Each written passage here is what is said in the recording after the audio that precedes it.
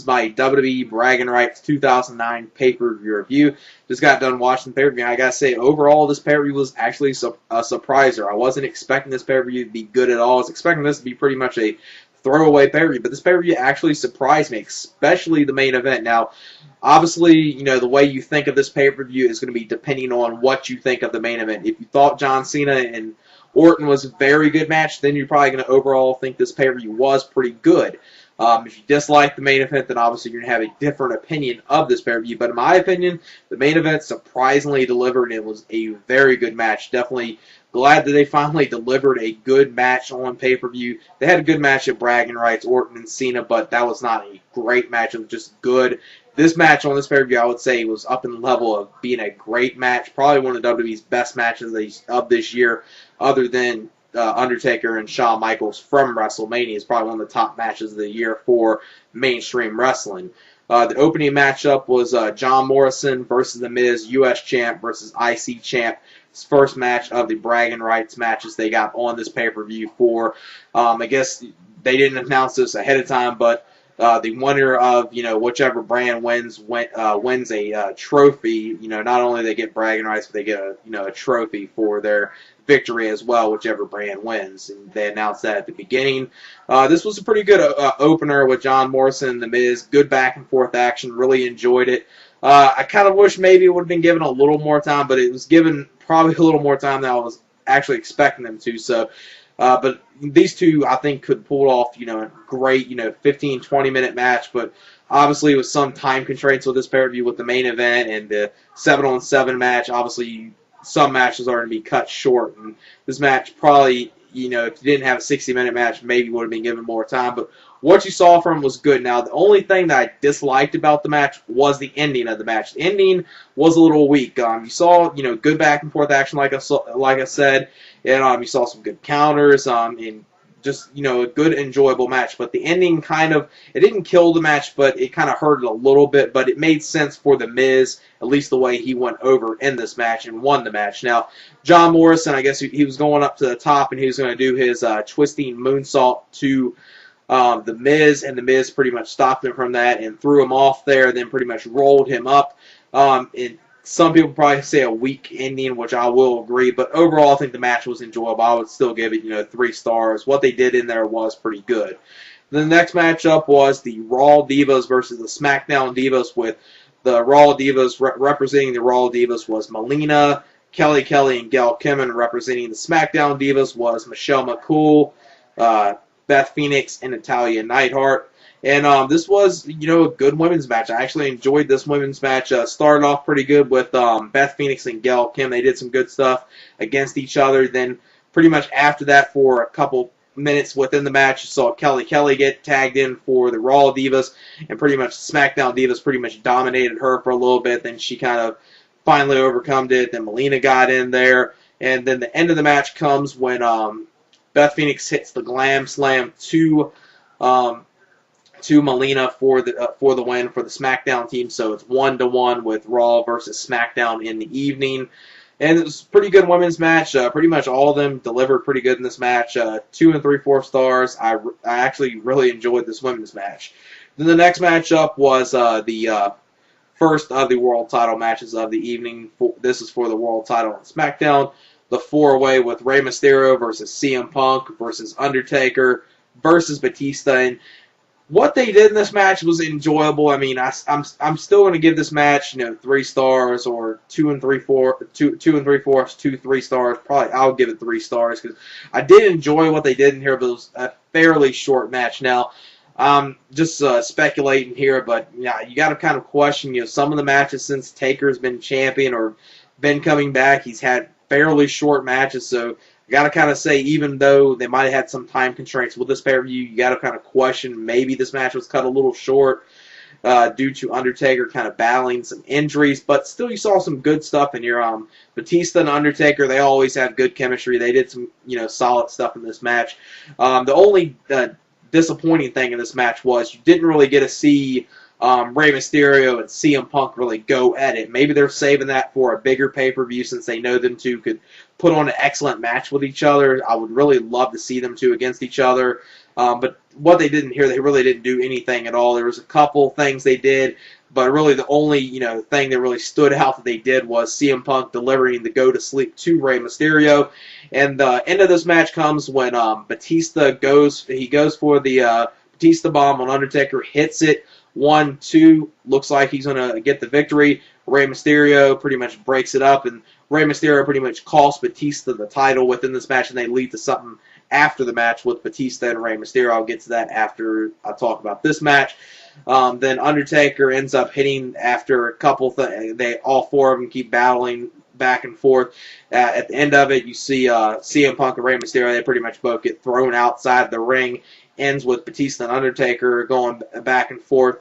Undertaker hits the tombstone pile driver onto Batista. So surprisingly, the Batista actually takes the fall in this match, and Undertaker does retain the championship. But what they then after the match, you see Todd Grisham come in there interviewing Batista and Rey Mysterio, pretty much asking them, what do you think of you're not winning the title, not being able to pick up the victory, and pretty much Rey Mysterio is pretty much like, we came close. We came very close. Then Batista gets on the mic, pretty much says, "What do you mean we? You mean I came close, not we?" And then pretty much, as soon as you saw Todd Grisham come in here, it was very predictable you're going to see Batista beat down Rey Mysterio. But I would say it was played off pretty good, even though it was very predictable. Then Batista pretty much gets on the mic, says he's going to knock Rey Mysterio's head off. Then does a running clothesline to Rey Mysterio, then throws him outside the ring, then grabs Rey Mysterio about the throat. Rey Mysterio's pleading, don't do this, don't do this. Then Batista pretty much grabs him by the throat, picks him up, and slams him into the guardrail in a very sick spot right there, and is played off very well by both of them. Then the referee comes out there. It looks like that's going to be the end of it. Then Batista kicks Rey Mysterio over the head, then Batista goes to the back. So, obviously, with this, we're probably going to see a Batista versus Rey Mysterio match or something involving them two at the Survivor Series pay-per-view. If they're not on opposite teams, they're going to obviously, be in a match against each other, which most people probably wouldn't expect much from it. But Rey Mysterio, he does do good against a lot of big guys. So with that, I'm thinking maybe Rey Mysterio can maybe have a good match with Batista. And they did set it up pretty good here. I did enjoy this little segment after the match, even though it was very predictable after the match that was going to happen. But I think it was played off very good. Then the next matchup was the 7-on-7 match, Team Raw versus Team Smackdown. Team Raw consisting of DX, Triple H, and Shawn Michaels. Big Show, Cody Rhodes, Jack Swagger, Kofi Kingston, and Mark Henry versus Team Smackdown, consisting of Chris Jericho, Kane, Matt Hardy, Finlay, R-Truth, David Hart Smith, and Tyson Kidd of the Hart Dynasty. And it's definitely good that they went into this pay-per-view and changed up the SmackDown team, because before this, it looked like the SmackDown team was very bad. They at least kind of made it even between the Raw and SmackDown teams, and SmackDown does go over, which the way they went over, I guess it shouldn't be really surprising, but it kind of surprises me that they had SmackDown go over in the pay-per-view 2-1. That's the thing that surprised me. Really, having the thing with Big Show at the end costing Raw and chokeslamming Kofi Kingston and Jericho pinning him. It wasn't really too much of a shocker. Just the shocker of it was they had SmackDown go over as, looking like in this, as the top brand, but they're obviously going to be building up to a DX, Shawn Michaels, Triple H versus Jericho, and Big Show at the Survivor Series pay-per-view, probably for the Tag Team Championships, Unified Tag Team Championships, with DX probably going over. I don't know how much longer they're going to have DX last, but, it's very over with the crowd, so it's understandable them not, ending it and continuing it and having them win the tag titles. Then maybe they can do something with the Hart Dynasty, having DX lose to them, because they did. That was probably the one part of this match I enjoyed the most, was what they did with the Hart Dynasty, David Hart Smith and Tyson Kidd against DX. That was really enjoyable, and what they did in there against each other, I think they could have a very good program against each other. Maybe they can do something, entangling the whole, Bret Hart screw job within it, even though I'm tired of WWE mentioning it. It could, be entangled with it and make a good feud out of it, and I think they could all four work very good with each other, because what they did in this match was very enjoyable. Jericho did some good stuff in here. It was a solid tag match. It wasn't anything, spectacular, but it was a good tag match. I would give it 3 stars. Then the main event was the 60-minute Iron Man match, no DQ, no countouts, with Randy Orton versus John Cena for the WWE Championship. And going into this, I think every single person wasn't expecting anything from this, but this was a surprisingly good match. It was very good and was pretty much enjoyable the whole 60 minutes, which I wasn't expecting at all. And thankfully, other than maybe 2 or 3 headlocks, this wasn't headlock Randy Orton. This was actually the Randy Orton that I think deserves, to be in the main event. If he could, deliver matches like this most of the time, then I'm like, he's deserving of being in the main event. But pretty much this whole year, he hasn't really done that. And this was, really a great match right here. Really enjoyed it. The first fall went to John Cena getting the first fall. Then Randy Orton got the second fall, so it was 1-1. Then they did a spot where within the ring where they had John Cena look like he was going to hit the attitude adjustment to Randy Orton. And Randy Orton he still took the impact from the attitude adjustment, but he hit the RKO at the same time. So it was kind of like, Cena hitting the attitude adjustment to him and Cena taking the RKO to him. Then they both fell down and their arms were on top of each other. So a double pinfall right there. So then it was 2-2. Then after that, you saw Cody Rhodes and Teddy DiBiase get involved. So that was, one thing that obviously you're going to have to do some part in this match. I was expecting maybe a DiBiase, turn here, but they didn't do that. Maybe they're still kind of dragging it out for a little bit longer. And then pretty much after a beatdown with them, Randy gets the third fall, so then it's 3-2. Then John Cena hits a attitude adjustment from the top rope to Randy Orton, and that's the third fall. So then it's tied 3-3. Then they get outside the ring and they go towards the ramp, and then there was this light fixture where the stage was. Randy Orton throws John Cena in there, and John Cena then takes the fourth fall right there, so it's 4-3 Randy Orton with the odds right there. Then they did one thing that it looked like they were going to do something cheesy that would have cost the match and really hurt the match. Thankfully, they didn't do it. And even though it was kind of cheesy, it at least made sense for Orton's character. What they did was John Cena was kind of going up towards the ramp, and then Randy Orton saw, the little pyro stuff where you could press it and the pyro goes off, and he kept on pressing that off, trying to, I guess, hit John Cena with the pyro, light him on fire or something. And then at one part, John Cena was then after that, Randy Orton gets on the ramp, gets a steel chair, and pretty much beats down John Cena for a little bit. Then John Cena then he pulls John Cena over to the part where the pyro is. Then Orton walks back down. Looks like they're going to do a really bad spot that could have killed the match, and they didn't do it. The pyro went off. John Cena moved out of the way, so it made sense for Orton's character. As stupid as it might have seemed to even try it, Orton's character is supposed to be so out there, and he's supposed to be so psycho. It made sense. Then, like I said, it was 4-3. It was 4-3 right there, I think, or maybe yes, I think 4-3 right there. Then maybe John Cena got the next fall in a little bit. Then Randy Orton got the fifth fall. Might be mixing this up a little bit, the order of it, but I remember the way they did the pinfalls. Then Orton gets the fifth pinfall after hitting a DDT from the ring apron to the floor to John Cena. So then it's 5-4 right. Then it's 5-4 right there. Then you don't really see a pinfall for the next 10 or 11 minutes. Right there, it was pretty much at the between the 19 or 21 minute mark left within the match. Then you didn't see, like I said, another pinfall until about another probably 8 to 10 minutes within the match. They pretty much brawl through the crowd a little bit.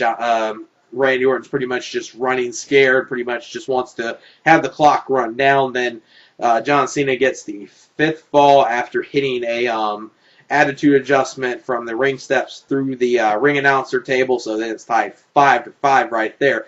Then the way they've ended this match was very good, and it was very well booked, I would say, the ending. The ending came where about 50 seconds within the match, 45 seconds roughly left within the match. Orton is pretty much put in the STF from John Cena, and he stayed in there for about 35, 40 seconds. Then he finally taps out with about 5 seconds left. So John Cena is the new WWE champion. He wins 6 falls to 5 in a very, very good 60-minute Iron Man match. A whole lot better than I was expecting. I wasn't expecting much from it at all.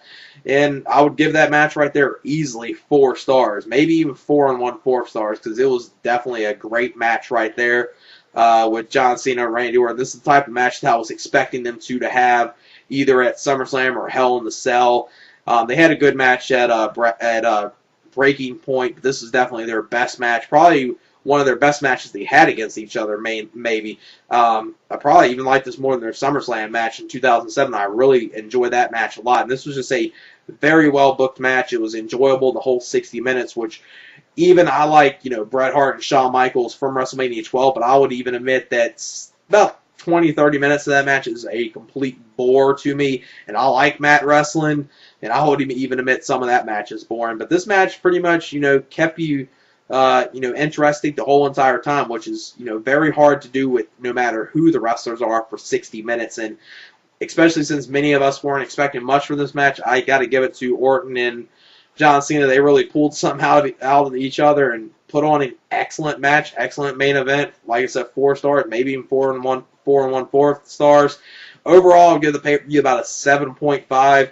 It's kind of on the category of being a good pay-per-view, but not a great pay-per-view, since pretty much other than the main event, everything else was just solid matches, but nothing bad at all in this pay-per-view. So I would say definitely check out the Iron Man match. If you check anything out in this pay-per-view, check out the Iron Man match, because it was a very good match. I would highly recommend that. That's probably WWE's second best match they've had this year. And as far as mainstream wrestling this year, it's probably one of the top, 5 matches this year within mainstream wrestling, WWE and TNA. So, yeah, that's it for my WWE Bragging Rights 2009 pay-per-view review, IP. The Raw Divas versus the Smackdown Divas, with the Raw Divas representing the Raw Divas was Melina, Kelly, and Gail, and representing the Smackdown Divas was Michelle McCool, Beth Phoenix, and Natalya Neidhart. And this was, a good women's match. I actually enjoyed this women's match. Started off pretty good with Beth Phoenix and Gail Kim. They did some good stuff against each other. Then pretty much after that, for a couple minutes within the match, you saw Kelly get tagged in for the Raw Divas, and pretty much SmackDown Divas pretty much dominated her for a little bit. Then she kind of finally overcome it. Then Melina got in there. And then the end of the match comes when Beth Phoenix, they had a good match at Bragging Rights, Orton and Cena, but that was not a great match. It was just good. This match on this pay-per-view, I would say, was up in the level of being a great match. Probably one of WWE's best matches of this year, other than Undertaker and Shawn Michaels from WrestleMania. Is probably one of the top matches of the year for mainstream wrestling. The opening matchup was John Morrison versus The Miz, U.S. champ versus IC champ. First match of the Bragging Rights matches they got on this pay-per-view for. I guess they didn't announce this ahead of time, but the winner of whichever brand wins a trophy. Not only they get Bragging Rights, but they get a trophy for their victory as well, whichever brand wins. And they announced that at the beginning. This was a pretty good opener with John Morrison and The Miz. Good back and forth action. Really enjoyed it. I kind of wish maybe it would have been given a little more time, but it was given probably a little more time than I was actually expecting them to. So, but these two, I think, could pull off, a great, 15, 20-minute match. But obviously, with some time constraints with this pay-per-view, with the main event and the 7-on-7 match, obviously, some matches are going to be cut short. And this match probably, if you didn't have a 60-minute match, maybe would have been given more time. But what you saw from him was good. Now, the only thing that I disliked about the match was the ending of the match. This is my WWE Bragging Rights 2009 pay-per-view review. Just got done watching the pay-per-view. I got to say, overall, this pay-per-view was actually a surpriser. I wasn't expecting this pay-per-view to be good at all. I was expecting this to be pretty much a throwaway pay-per-view, but this pay-per-view actually surprised me, especially the main event. Now, obviously, the way you think of this pay-per-view is going to be depending on what you think of the main event. If you thought John Cena and Orton was a very good match, then you're probably going to overall think this pay-per-view was pretty good. If you dislike the main event, then obviously you're going to have a different opinion of this pay-per-view. But in my opinion, the main event surprisingly delivered. It was a very good match. Definitely glad that they finally delivered a good match on pay-per-view. Ending was a little weak. You saw, good back and forth action, like I said, and you saw some good counters, and just, a good, enjoyable match. But the ending it didn't kill the match, but it kind of hurt it a little bit. But it made sense for The Miz, at least the way he went over in this match and won the match. Now, John Morrison, I guess he was going up to the top, and he was going to do his twisting moonsault to The Miz, and The Miz pretty much stopped him from that and threw him off there, then pretty much rolled him up. And some people probably say a weak ending, which I will agree, but overall I think the match was enjoyable. I would still give it, 3 stars. What they did in there was pretty good. The next matchup was